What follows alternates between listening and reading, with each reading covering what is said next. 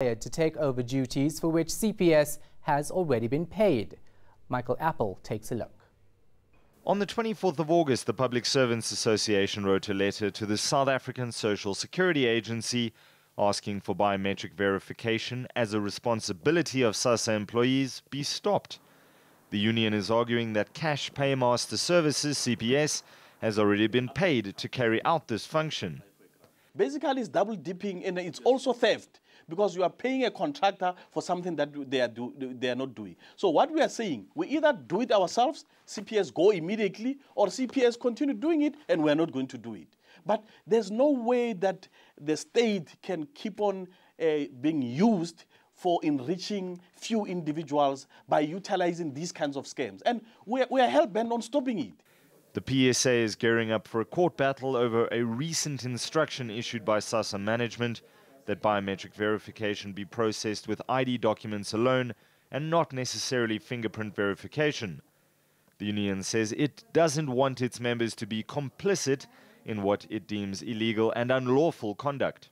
We are going to court, and we are going to tell the court what SASSA is doing so that they can be dealt with. We are also going to inform the Constitutional Court of the current situation within SASSA so that we don't put our members into harm's way. Yes, we can say to our members, you know what, don't do it. And they charge our members, they get dismissed. To get them back, it's another process that is costly and is taking a lot of time. But at least we can go out there and tell the public that the reason why you are not getting your money is not because of SASSA employee, it's because of SASSA management. Both the union and the Democratic Alliance believe this could open the Department of Social Development up to fraud. The acting CEO of SASSA contests this. Absolutely not, because when they go now to get card issuance, the South African Post Office authenticates via the IJS, the Population Register at Home Affairs, in any case. So they will have the ID of the person, present it, lock it onto the system, it will go fetch the same information about the person, authenticate it, and the person will get the card issued. So there's no way that the person can be defrauding DST. The DA is asking Social Development Minister Susan Shabangu to look into this matter and make sure the agency and the department couldn't possibly be defrauded. Michael Apple, Johannesburg. President Cyril Ramaphosa is working hard to reach that 100 billion rand investment target he set for South Africa. He's in China for a state visit with key ministers and a business delegation. Ramaphosa will meet Chinese President Xi Jinping tomorrow. Our reporter Samkelo Maseko is in Beijing. The President of the Republic of South Africa, President Cyril Ramaphosa, has arrived in Beijing, China for an official state visit with the Chinese President Xi Jinping tomorrow. The President is accompanied by a number of ministers, including the Minister of Public Enterprises, Pravin Gordhan, the Minister of Public Administration, Ayanda Dlodlo, along with Minister of Finance, Nhlanhla Nene.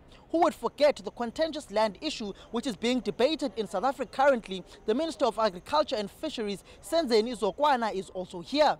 The President is trying to draw over 100 billion rand investment into the country over the next 2 to 3 years. Samkele Masego, Beijing, China. A 2-year-old's body has been recovered from a shallow grave along Cape Town's N2 highway. The child was reported missing on Sunday. The Deputy Minister of Police visited the grieving family today. Our reporter Artyom Tongana was there. 9-year-old Privilege Mabongwe was collected on Wednesday by private Scholar Transport. Mabongwe never made it home. The Scholar Transport driver apparently dropped her off 100 meters away from her home, as there was apparently a truck parked in the street blocking the road. Mabongwe never made it home, and her body was found dead and buried on Thursday in a shallow grave. 2 other girls were abducted in District 6 earlier on this month. The Deputy Minister of Police yesterday, Bongani Mkongi, visited the Zokufa family. They also recovered their dead 2-year-old child buried in a shallow grave along the N2 highway. Mkongi visited the Zokufa family and also spoke about the recent spate of child abductions in the Western Cape. Here is what he had to say. On the question of abduction of children, and our policy position, as I articulated in Pretoria, that there is no question in police of 24 hours. So if you report a child missing, therefore police must move. The Western Cape Education Department has warned parents, teachers and schools and communities to be extra cautious these days. Tim Tongana, Cape Town. The family of a murdered KwaZulu-Natal policeman is pleading with authorities to rid the streets of guns. Sergeant Fikani Mkhize was shot dead at his rural Umbumbulu homestead 3 weeks ago. The SASSA filed this report as National Police Safety Month gets underway. Sergeant Fikani Mkhize travelled from Cape Town to his family home in August to partake in his sister's pre-wedding festivities. But at the ceremony, a pair of unknown men barged into one of the houses at their homestead.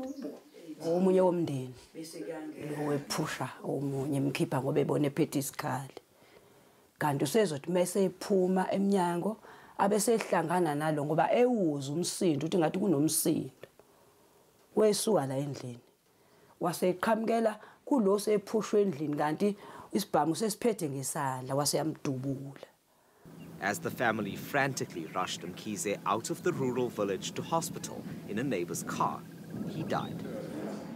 Exactly 2 weeks later, a 22-year-old man was arrested for his murder. He and 5 others, 4 of whom appeared in the Durban Magistrates Court on Thursday, are also linked to the murder of another policeman. In June, Sergeant Njabulo Linda was robbed of his state pistol and shot dead. Mkhize's parents remember their son as jolly and easygoing, but he also looked after them and his 4 children financially. This is the rondavel where the Mkhize's nightmare began, and they vividly remember the gunshots which rang out as their son's attackers tried to finish him off just meters away. Now, they want a reassurance from the police minister that other families won't have to endure similar experiences. Desantathia, Umbumbulu in KwaZulu-Natal. Coming up after the break, Gauteng officials launched the Rapid Land Release Program, giving 2,000 residents the opportunity to build homes in areas with tarred roads and electricity.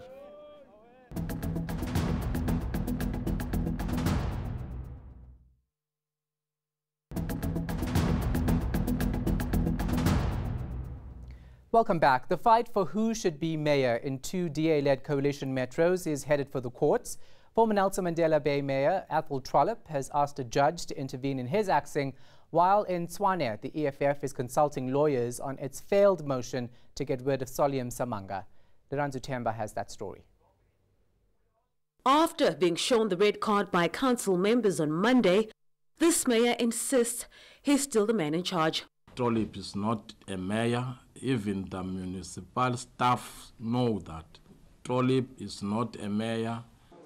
The Democratic Alliance and its coalition partners seem to differ on this issue. They have turned to the courts to set aside the council sitting that removed Athol Trollop from office. We are challenging the decorum of the meeting. We are challenging as well as the decision made from the MEC. That is what we are challenging. We are challenging what actually transpired on that particular day.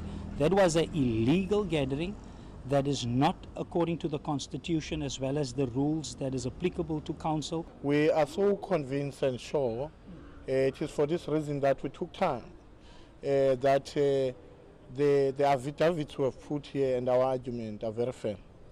And the city will come back to normal. In Tshwane, Thursday's motion by opposition parties meant to get rid of Mayor Msimanga failed to even take off. The EFF's attempts to oust him fell flat after the party's motion didn't meet the rules of council. It was then up to the ANC to table its motion against Msimanga, but instead the party backed down and walked out. The ANC believes the EFF's motion was complete and they are willing to support the EFF in court to prove this. We are simply saying that if people are unhappy, yes, you can go to court and say, court, help us so that the constitution can be enforced. And the constitution in this instance say people must be given a right to vote yes or no. It's a simple thing. But the Red Berets' pending court challenge remains a mystery, at least for now. Leranzu Temba, Pretoria. Officials admit tackling the Gauteng housing crisis can't only be addressed by government. The province has started rolling out what it calls the Rapid Land Release Program. It's issuing service stands to qualifying South Africans who say, or rather so that they can build homes for themselves. Malungelo Boy filed this report. Government has started issuing land to residents on this plot. The site already has infrastructure like tarred streets and electricity. All that beneficiaries need to do is build themselves proper homes. Connie Mkwanazi is among the first group of about 2,000 people who received a stand. I have applied for an RDP house. I've been waiting. Then finally they called me to say I need to come for a land because I am working now. This woman says her dream of being a landowner has just been realized. Renta RDP since 2004 bangitshela ukuthi ngiapprove but ngingakhelwa namhlanje ngifikile la ePalm Ridge ngithola certificate into zami zi-right ne-house number ngijabule. I'm so happy. In a province where the housing backlog is sitting at around 1 million, officials say this initiative is necessary. People say to us, give us land, we will build houses for us ourselves. And the reason is because urban land is very expensive. We are also doing this. We start with housing. The focus of our land release is 3 areas. The first one is housing.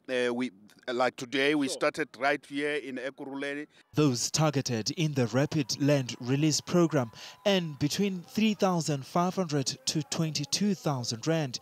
Officials say every Friday they intend issuing more service stands. Malungelo Boy, Palm Ridge.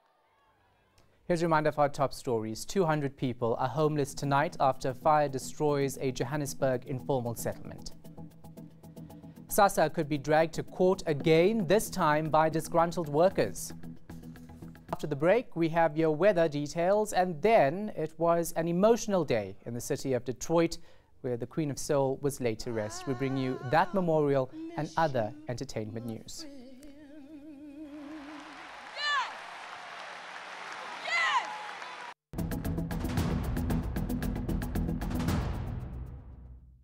Welcome to the Weather Center. We are going to get into Sunday with this cut-off low steering rain and storm clouds into much of western South Africa, where we should start off the day with isolated to scattered rain and thunder showers. And as we head towards the afternoon hours, the thunderstorms will intensify over the southern parts of the country. In the meantime, it will be mostly sunny for much of eastern South Africa. Then towards the evening, the thunder showers will also spill into parts of the Free State and also into western KwaZulu-Natal. Now, here's a closer look at what you can expect for your part of the country. It's going to be mostly cloudy with rain and thunderstorms for much of the northern Cape. It will be pretty chilly for the western sections. Springbok peaking at just 9 degrees, 7 for the high in Sutherland. We're also going to see similar weather conditions across much of the western Cape, where a cold day is also forecast. Cape Town and Hermanus warming to just around 16 degrees.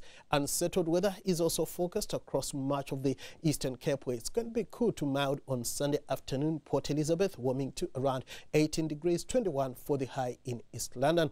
Partly cloudy skies are forecast across much of KwaZulu-Natal, hot for much of the interior, and we could see showers for the western areas as we head towards the evening hours.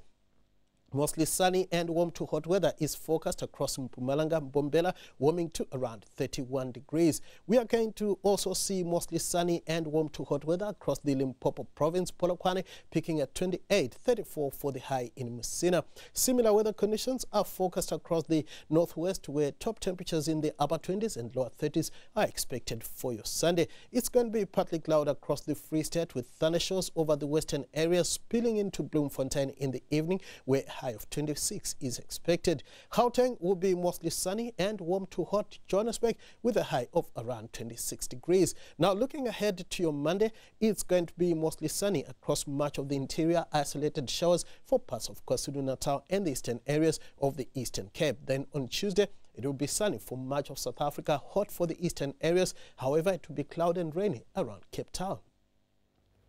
It's been a somber week in the entertainment industry. Fans and family said their final goodbyes to the Queen of Soul, Aretha Franklin. She was buried on Friday during a star-studded funeral in Detroit, Michigan. Lindiwe Sitole has more details on this story and other entertainment news. It's confirmed Sam Smith is coming to South Africa. Oh, won't you stay with me? He's the man that brought us hits, Stay With Me, I'm Not the Only One, Too Good at Goodbyes. The list continues.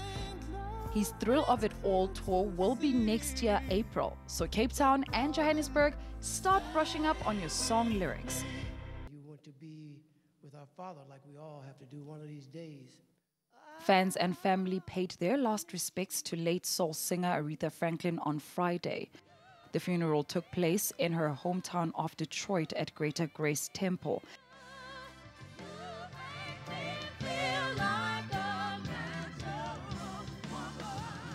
Earlier in the week, fans were invited to a public viewing of her body at the Charles H. Wright Museum of African American History. Everyone needs respect, from the young to the very old. The legendary artist died on the 16th of August after battling cancer. Ladies, I have some bad news. English actor Idris Elba says he won't be the next James Bond. So that shuts down all the rumors.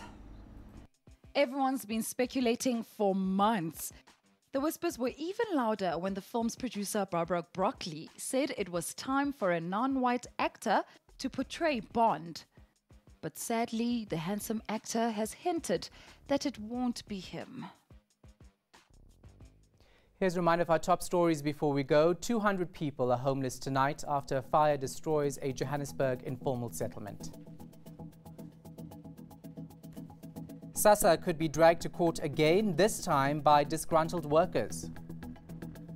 From me, Shahan Rampisoon, and the rest of the team, good night.